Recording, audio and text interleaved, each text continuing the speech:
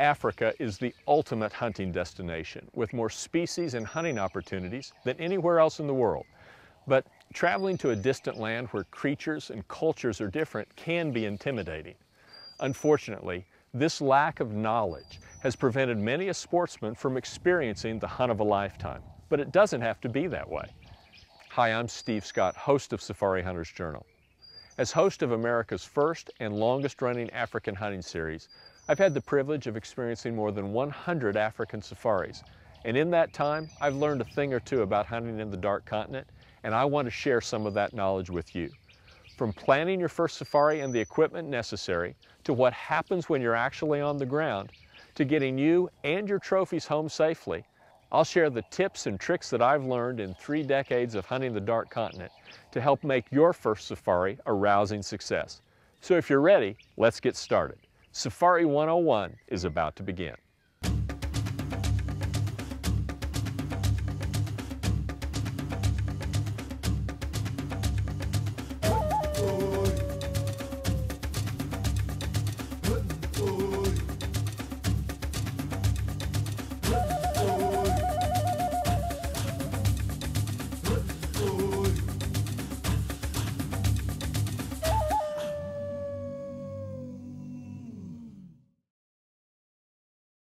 Regardless of the species you pursue, the most important factor in determining the success or failure of your safari is your choice of outfitter or professional hunter.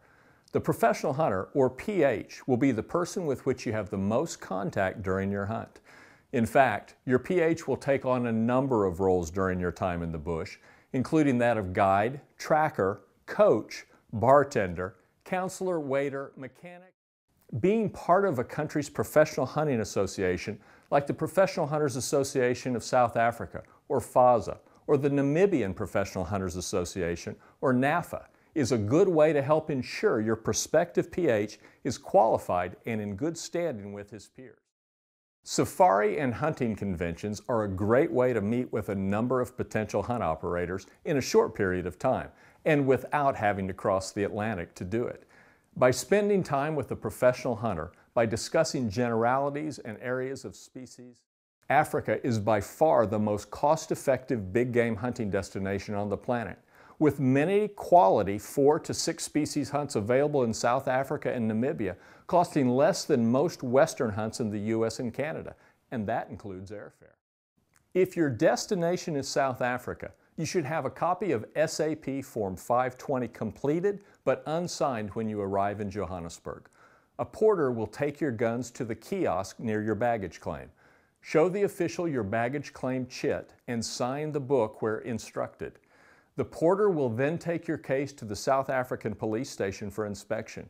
If you have nothing else to declare, follow the green line out of the baggage claim area, turn right and walk towards the end of the terminal. You'll see the sign for South African police. Turn right down the hall and enter the office. What caliber should I take to Africa? It's the #1 question I'm asked about going on safari. The answer, take the largest caliber rifle you can shoot accurately. Often, hunters think Africa requires expensive, big-bore rifles that can stop a charging elephant or hippo at 10 paces. And I'm here to tell you that's simply not true.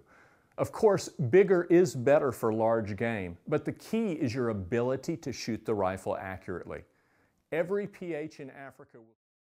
Walk and stalk hunting is probably exactly as you imagine it is, and it's the primary method of African hunting, especially for dangerous game.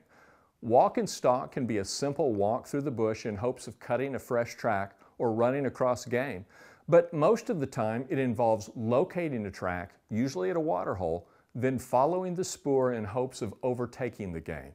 This is the classic technique for buffalo and elephant, and can, at times, regarded by some as the whitetail of Africa, the impala lives in wide open plains, usually in large herds, which is good, as impala are the staple prey of many of Africa's most voracious predators.